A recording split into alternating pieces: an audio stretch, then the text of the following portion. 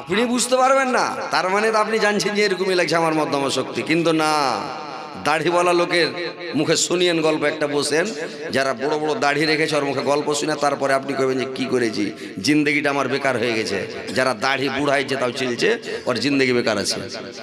যারা তামুক খেবে, গুল খেবে, এই জর্দা খেবে, হুক্কা খেবে, গুটকা খেবে, তিরাঙ্গা খেবে, জর্দা খেবে, এদেরও মধ্যম শক্তি শেষ। এগুলো হারাম কেন বলা হয়েছে?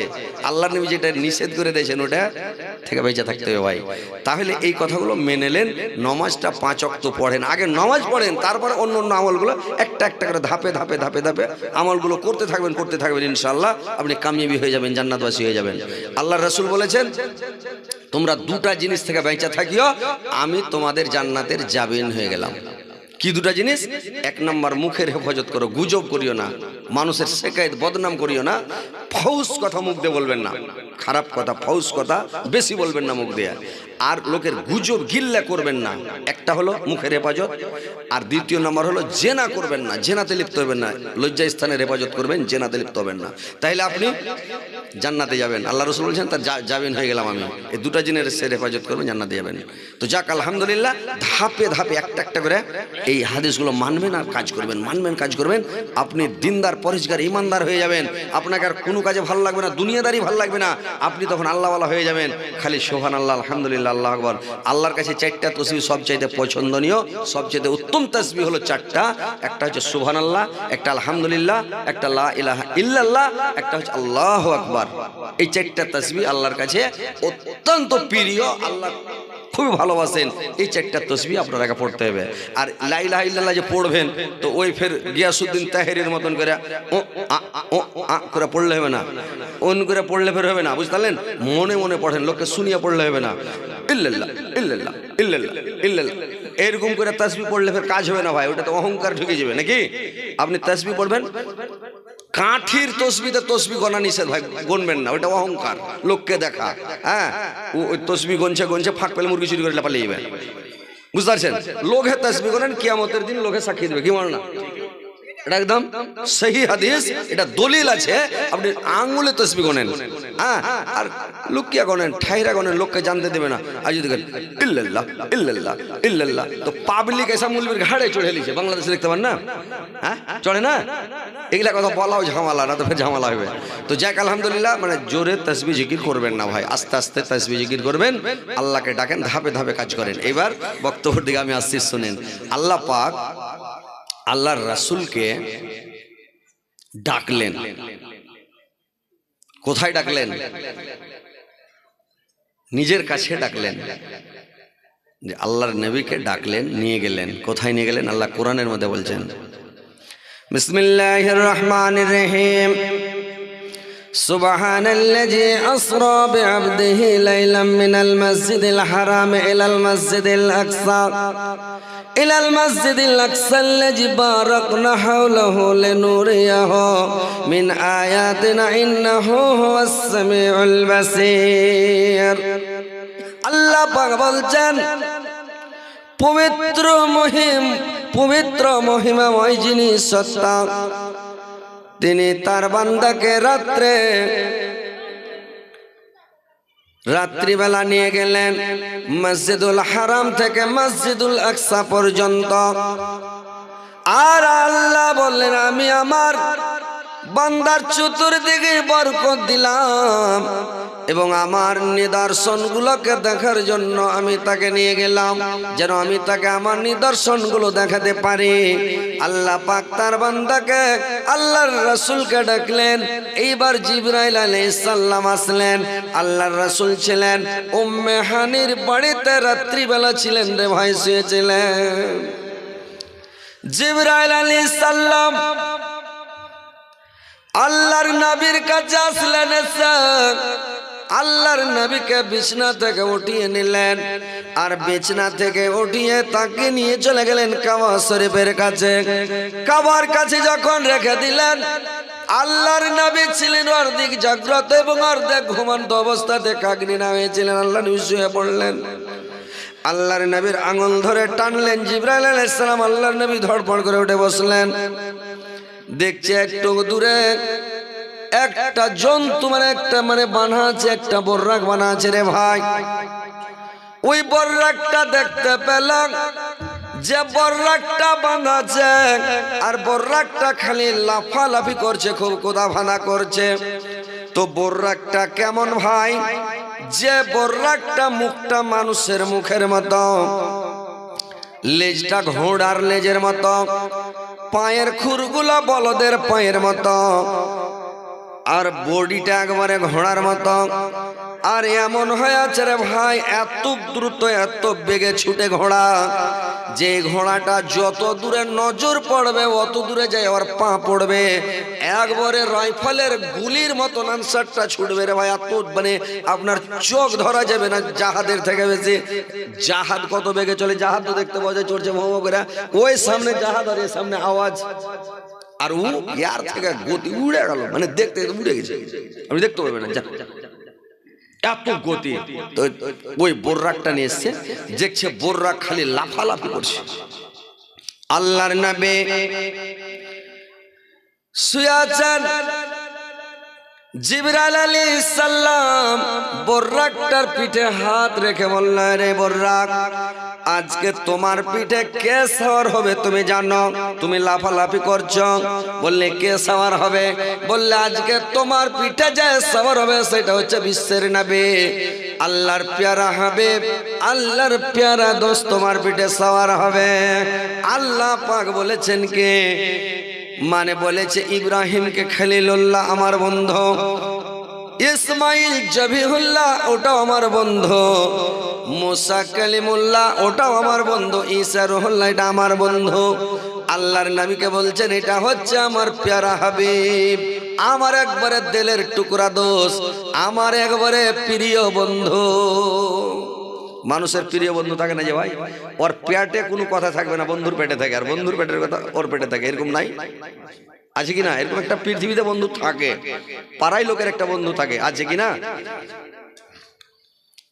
যার ফের মনের মতন স্ত্রী থাকে, ওর সাথে ওর বন্ধুত্ব থাকে, স্ত্রীটাকে সব কথা কয়ে দেবে, কুন্ডে কি খাইলে, কুন্ডে কি করলে কি করলে। স্ত্রীটাও যদি মনের মতন স্বামী হয় তাহলে তো কইবে, আর মনের মতন হলে ওকে কইবে, নটটি শুনবে, শুনে লক করে থাকে, ওখানে লাগ ডাকবে, ও কয়েছে লক করে লাগ ডাকছে, বুঝতে পারছেন? তো এরকম একটা পৃথিবীতে বন্ধুর দরকার।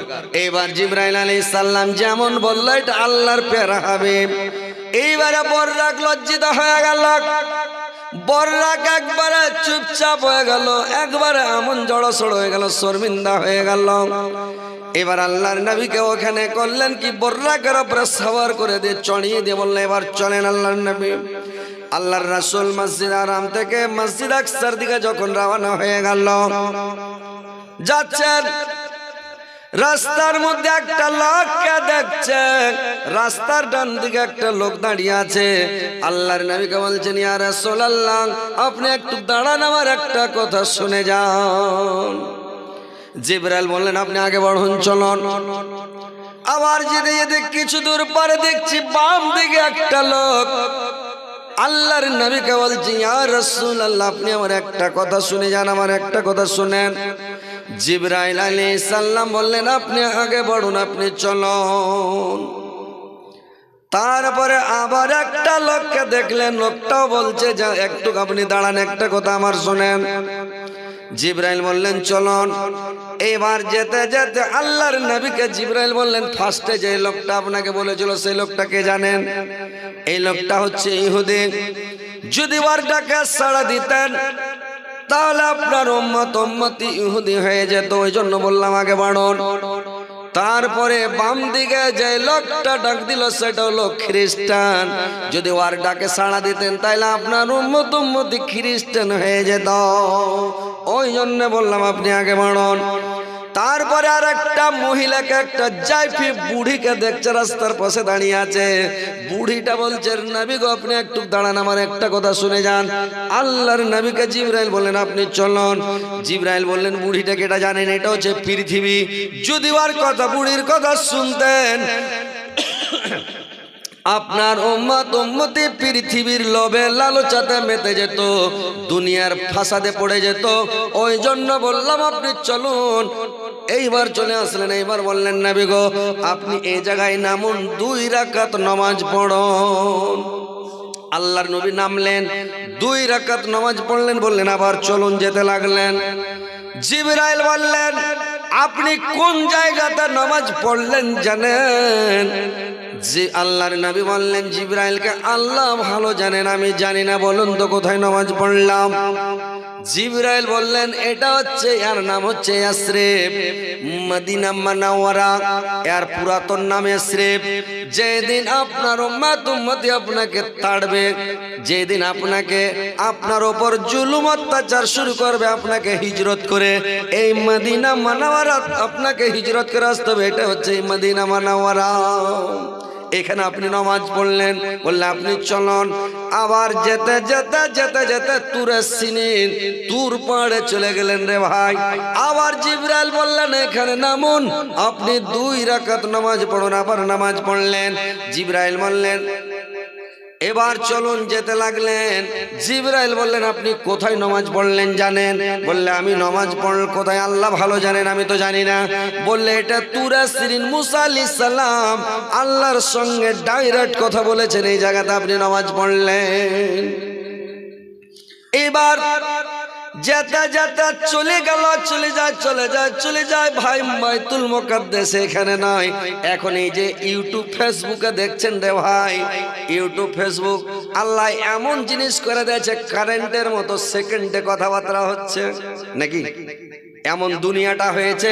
পৃথিবীটা মুঠের মধ্যে, এটা যে ডিজিটাল ইন্ডিয়া, পৃথিবীটা ডিজিটাল, পৃথিবীটাই ডিজিটাল। কোথায় কি হচ্ছে, কোথায় কি হচ্ছে। আগে বাপ মরেছে, ছেলে পাঞ্জাবে আছে, কেরালা বেঙ্গলোরে আছে, ওকে চিঠি লেখা, চিঠিটা কোনা পুড়িয়ে দেয়, চিঠি যাইতে যাইতে 1 মাস লেগেছে, 30 দিন।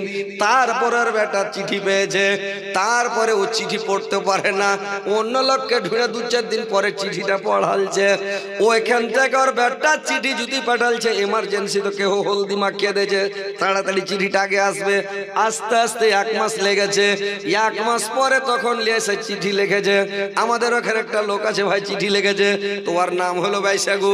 তো ও করেছে কি, চিঠিখানে লিখেছে এলাহি ভরসা মুই বাইসাগু আছাছু। ওরকে ভাষাতে লিখছে যে আমি বাইসাগু, মানে আমি বাইসাগু ভালো আছি। এই কথাটা লিখতে বাংলাতে যে আল্লাহর অস্তে আমি ভালো আছি। হ্যাঁ, তো এই কথাটা না লিখে ওরকে ভাষাতে লিখছে মুই বাইসাগু আছাছু। ভাইরে আমার আগা যুগে মানে চিঠির মানে ছিল নিয়ম, কিন্তু এখন এমন ডিজিটাল ইন্ডিয়া যে মানে সাথে সাথে ফিলিস্তিনে কি হচ্ছে দেখতে পাচ্ছেন, ইউক্রেনে যুদ্ধ হচ্ছে। ইউক্রেন কত দূর, রাশিয়াটা পৃথিবীর শেষ সীমানা। রাশিয়ার পরে আর কোনো দুনিয়া নাই, ডাঙ্গা নাই রে ভাই। কিন্তু আপনারা মোবাইলে, আমরা ফেসবুকে ইউটিউবে দেখতে পাচ্ছি রাশিয়াকে, ইউক্রেনের যুদ্ধ চলছে দেখছি একদম দানা দান। এই যে এখন বাইতুল মুকাদ্দাসে ফিলিস্তিনের লড়াই হচ্ছে এখন বর্তমানে, দেখতে এইটা কি একটুক জায়গা, একটুক জায়গা যে ভাই।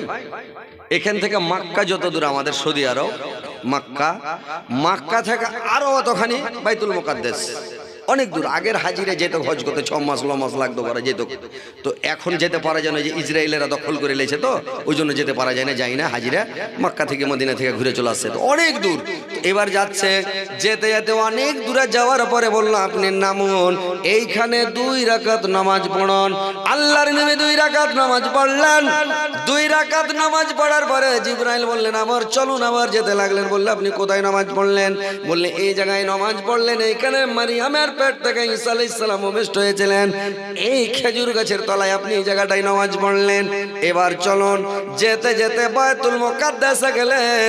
বাইতুল মুকাদ্দাসে গিয়ে ওখানে ওই বোররাককে বেঁধে দিলেন একটা পাথরে। তারপরে ওইখানে নামাজ পড়লেন। আল্লাহর নবীর খাতিরে সমস্ত নবীগণকে মানে ওখানে জমায়েত করে তারাকে মুসল্লি বানিয়ে আল্লাহর নবী ইমাম হয়ে 2 রাকাত নামাজ পড়লেন। এইবারে বোররাকে চড়িয়ে নিয়ে আল্লাহর নবী জিবরাইল আলাইহিস সালাম আবার ঊর্ধ্বমুখে আসমানের দিকে রওনা হয়ে গেল। ভাই আসমানে যেখানে সেখানে গেট নাই রে ভাই।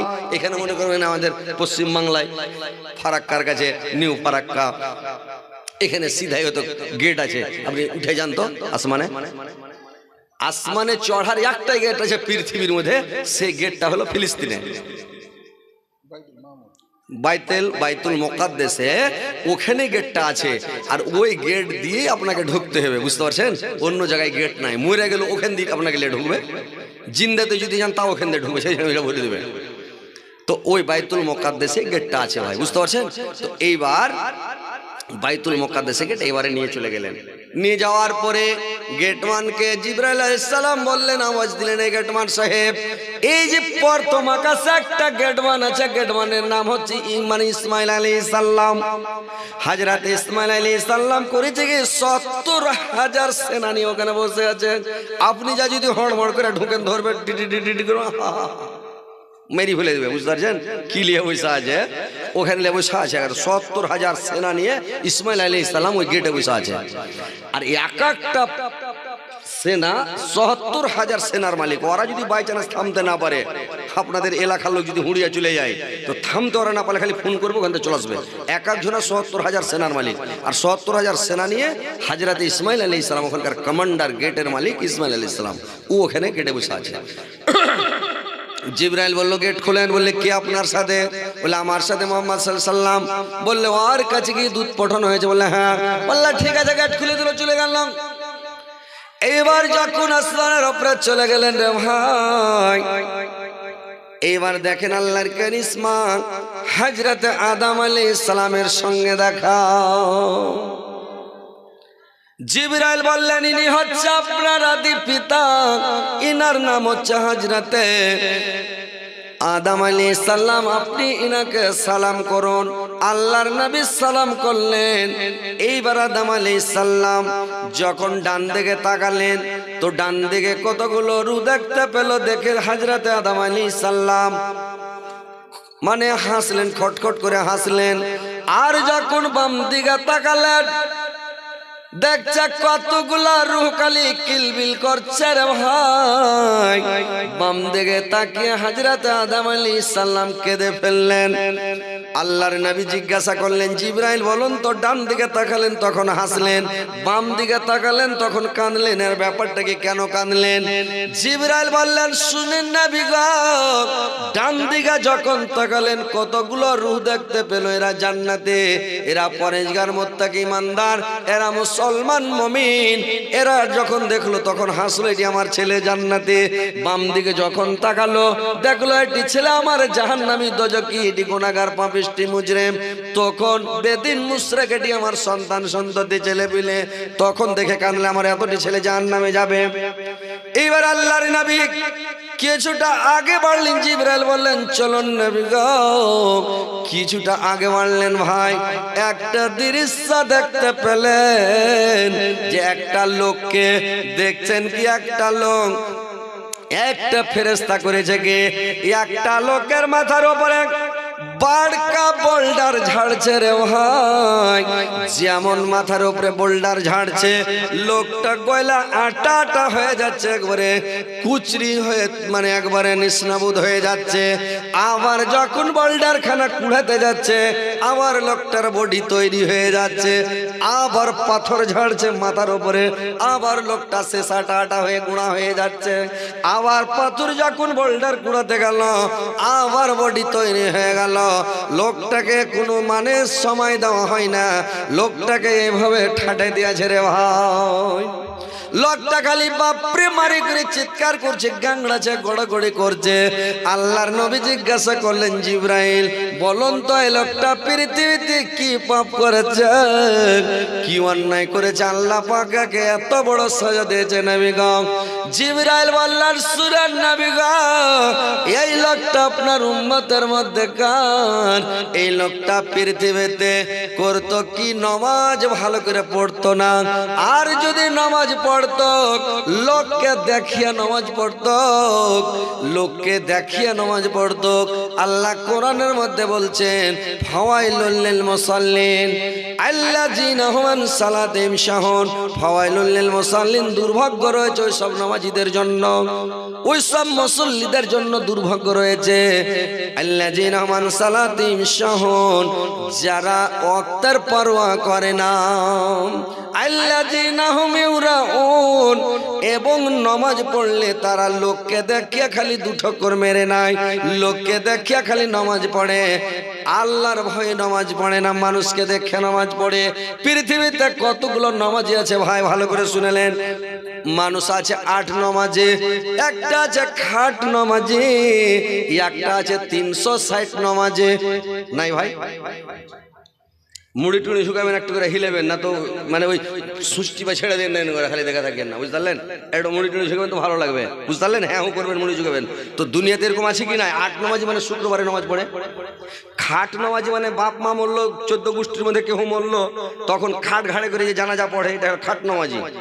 আর একটা 360 নামাজি ঈদের দিন ঈদগাহ মাঠে এসে ঈদের নামাজ, রোজার ঈদ আর কুরবানির ঈদটা পড়ে নিলেন, 360 নামাজি। তো এগুলা নামাজির আল্লাহর কাছে কোনো দাম নাই, কোনো গ্যারেন্টি নাই। এগুলা নামাজিকে আল্লাহ নামাজি মনে করে না। 5 ওয়াক্ত নামাজ যদি আপনি না পড়েন, আপনার কোনো গ্যারেন্টি নাই নামাজের, বুঝতে পারছেন? কতগুলো লোক আছে বিহাই নামাজি, বিহাই নামাজি নাই? কতগুলো লোক আছে বিহাই নামাজি, যখন বিহাই বেড়াতে আসে তখন নামাজ পড়ে, বিহাই যখন চলে গেল তখন নামাজ শেষ, আর নামাজ নাই। কেউ আছে শ্বশুর নামাজি, শ্বশুর যখন বেড়াতে আসবে তখন নামাজ পড়বে, শ্বশুর গেল তখন নামাজ ছেড়ে দিল রে ভাই।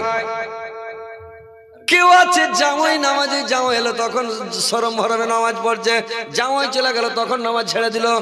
এইগুলা লোক পৃথিবীতে এরকম নামাজি আছে, নামাজের সময় যখন চলে যায় তখন যা করে কি 2 ঠক্কর মেরে নেয় আর চলে আসে। একটা লোক নামাজ পড়ছে আর একজন উজু করছে, তো কইছে ভাই একটু দাঁড়াও, আমি উজুটা করলি ধরে একসাথে জামাত করে পড়বো। এই মসজিদে ঢুকলো আর উজু করা হয়নি, বাড়ি চলে আসছে। তো উজু করা শেষ হয়নি, বাড়ি চলে আসছে। তখন কইছে যে হাজি ভাই নামাজ পড়ে এলে নাকি? কইছে হ্যাঁ পড়ে এলিনো।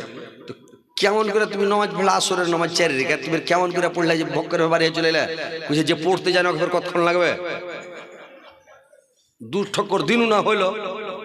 দেখেন তো খেপা, যে জানে না ও তাহলে ওকে মেলাক্ষণ লাগবে, আর যে জানে তাহলে খালি 2বার টাকা দিয়ে চলে এলো, হয়ে গেল।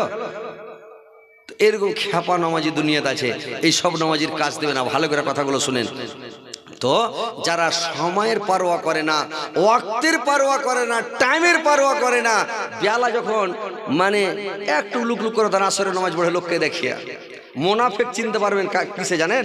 মোনাফেককে চিনা যায় ফজর রক্তার, এসার রক্ত। এসারের জামা ধরতে পারবে না মোনাফেক, আর ফজরের জামা ধরতে পারবে না মোনাফেক, যারা লোককে দেখে নামাজ পড়ে ওরা। আর যারা আসল নামাজি, আজান হলো বিছানা থাকতে পারবে না, উঠে যাবে মসজিদে, উজু করবে, নামাজ পড়ে বসে থাকবে, তাসবিহ পড়বে, জিকির করবে। আর যে লোককে দেখে নামাজ পড়ে, উজন চিকাসটা উঠবে, হাড়ামাড় করে উজু করে, কোনখানে ভিজেছে কোনখানে ভিজায়নি,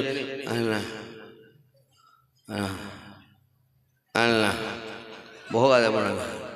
লোককে দেখে আল্লাহর ভয়ে পড়ে না, আর নামাজে খাড়া হবে তখন কুমড়ি হয়ে যায়।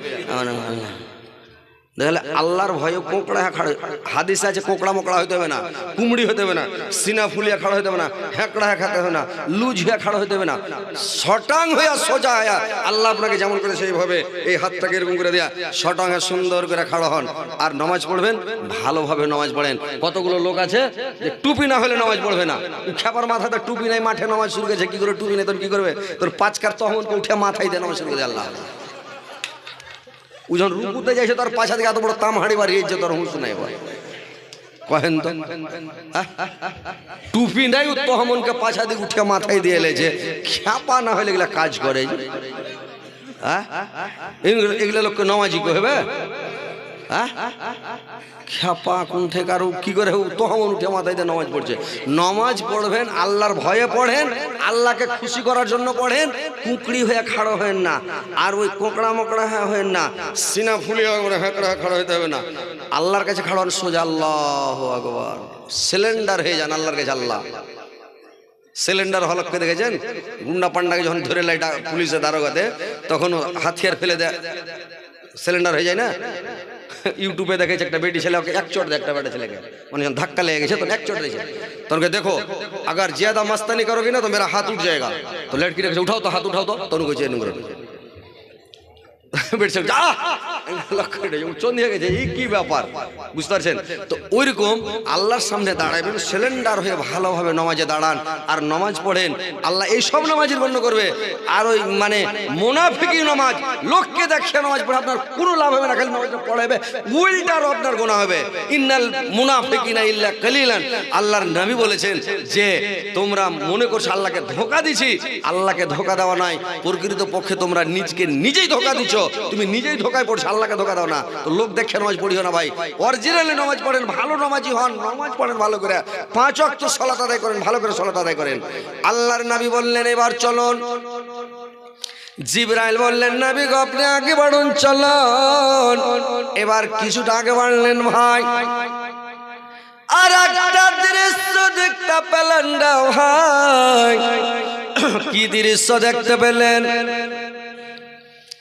একটা লোককে দেখতে পেলেন আল্লাহর নবী, লোকটার মাথাতে বাড়কা বোঝা চাপানো হচ্ছে, বিরাট একটা বোঝা চাপা আছে।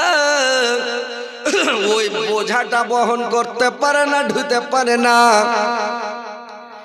ওই বোঝাটা বহন করতে পারে না। গ্রামবাসীর লোক আবার আর একটা বোঝা বাঁধতে লেগেছে, ওই বোঝাটা পাই না, ফের ওইটা বোঝার উপরে চাপিয়ে দিল, ফের আর একটা বোঝা বাঁধতে লেগেছে। ই তো বাপরে মারে করে চিৎকার করছে, বোঝা ফেলতে পারে না, ই খালি চিল্লাইছে, গ্যাংড়াইছে, আর ফের বোঝা বাঁধতে শুরু করে দিয়েছে।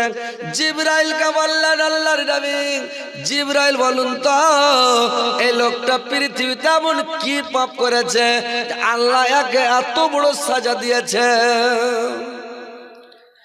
জিবরাইল বললেন শুনেন নবী গো, এই লোকটা আপনার উম্মতের মধ্যে কার গো নবী? এই লোকটা আপনার উম্মতের মধ্যে কার? এই লোকটা হচ্ছে গ্রামের সর্দার, মাদ্রাসার ক্যাশিয়ার।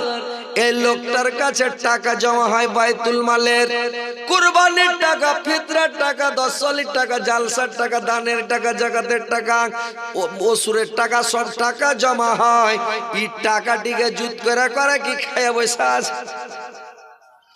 গ্রামের লোককে হিসাব দেয় না, টাকা খেয়ে বসে আছে, বাড়কা বোঝা নিয়ে আছে মাথাতে। ফের গ্রামের লোক বোঝা বানছে, তার মানে ফের গুটিক টাকা উঠে ফের জমা দিছে ওকে, ফের করেছে কি ওটা নিয়ে, ওটাও খেয়ে বসে আছে, ফের গুটিক টাকা উঠে ফের দিছে। মানে ওই যে বোঝাবে না মানে চাপাই সর্বদাতে খালি বোঝা চাপাইছে, এ সইতে পারে না, খালি গ্যাংড়েছে। তো ভাইরে আমার, যদি আমানতের কোন মানুষ যদি আমানত দেয়, আল্লাহর নবী বলেছেন কিয়ামতের দিন 4 প্রকার লোকের দিকে আল্লাহ পাক চোখ তুলে তাকাবে না, দেখবে না সুদ্ধারে ভাই। 4 প্রকার লোক। কি 4 প্রকার লোক? 1 নাম্বার যারা আমানতের খিয়ানত করবে, আমানতের খিয়ানত যে করবে ওর দিকে আল্লাহ পাক কিয়ামতের দিন দেখবে না। কে খিয়ানত করবে? যাকে আমানত টাকা জমা দেওয়া হয়, ওই জমা টাকাটা যে খরচ করে দিবে, আমানতের টাকা খরচ করবেন না ভাই, খরচ করতে হয় না। আল্লাহর নবীকে মক্কাতে আল আমিন বলে ডাক দিত, আমানতদার বলে ডাক দিত। আল্লাহর নবীকে মোহাম্মদ বলে কেউ ডাক দিত না, সবাই বলতো আল আমিন, আমানতদার।